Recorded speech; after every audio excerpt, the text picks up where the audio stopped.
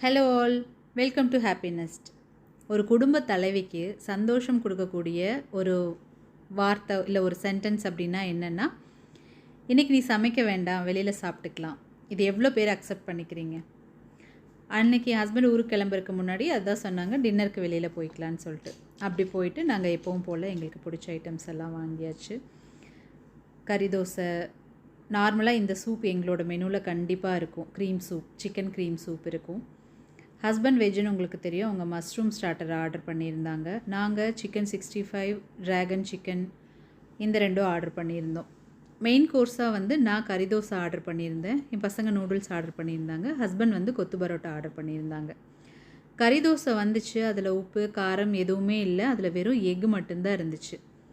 So நான் என்ன பண்ணிட்டேன், வெயிட்டர் வர்றப்போ எனக்கு கறி தோசையில் டேஸ்ட்டே எதுவுமே இல்லையே அப்படின்னு சொன்னோன்னே அவர், நாங்கள் அதை சாப்பிட்டுட்டோம், ஒரு பீஸ் எடுத்து சாப்பிட்டுட்டோம்.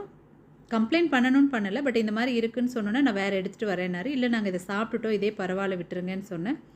ஆனாலும் அவர் கேட்காம வேறு எடுத்துகிட்டு வந்தார். அதில் கொஞ்சம் மசாலா ஸ்பைசஸ் எல்லாம் ஆட் பண்ணி கொண்டு வந்திருந்தார். அதுக்கப்புறம் ஷிவானி குட்டிக்கும் ஸ்ருதிக்கும் அது ரொம்பவே பிடிச்சிருந்துச்சு. ஸோ சாப்பிட்டு முடிச்சுட்டு டின்னருக்கு நான்வெஜ் சாப்பிட்டேன் அப்படிங்கிறதுனால நான் Lime soda with sugar and salt எடுத்துக்கிட்டேன். ஸ்ருதி குட்டி எப்போவுமே வந்து மொய்த்தோ குடிப்பா, அவளும் அதை ஆர்டர் பண்ணி குடிச்சுக்கிட்டா. ஷிவானி குட்டி ஐஸ்கிரீம் வாங்கிட்டா.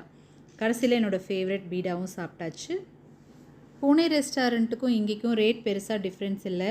நம்மளோட கறி தோசை, கொத்து பரோட்டா இதெல்லாம் ரேட் கம்மியாக இருந்துச்சு. ஸோ ஓவரால் ரேட் வந்து இங்கே எங்களுக்கு கம்மியாக ஃபீல் ஆச்சு.